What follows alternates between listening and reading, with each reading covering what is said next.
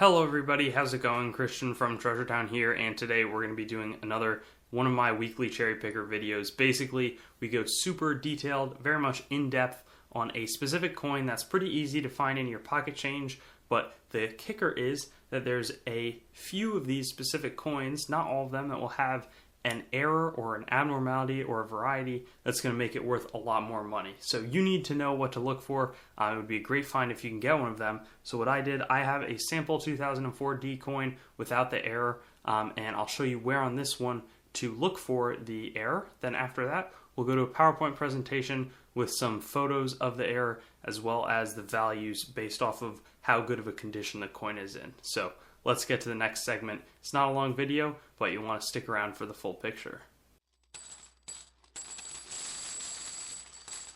And here's our 2004 D sample penny, but for this coin, you're really going to be wanting to focus your efforts on the back of it because you're going to want to search in the E pluribus unum for a double die reverse coin.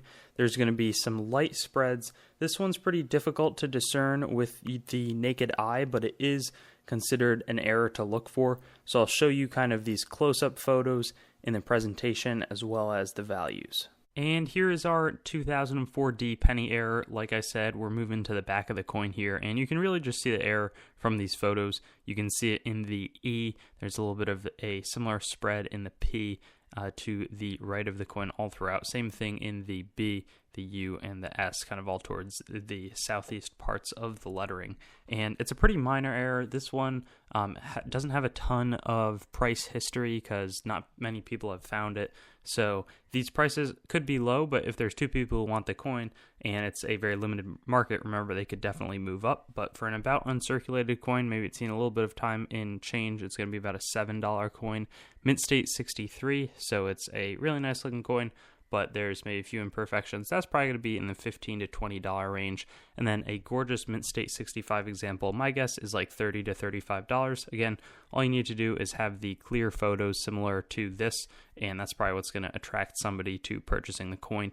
If you do find it, let me know in the comments. I'd love to hear that. It would just make me happy to see that people are getting some value. Thanks for watching the video. I'd encourage you to like, comment your thoughts, and subscribe for more content, and get in touch with me or contact on treasuretown.yt.com, my website, my Facebook, TreasureTown, my Twitter, @treasuretown_YT, or my Instagram, @treasuretownyt. Looking forward to seeing you on some of my other videos.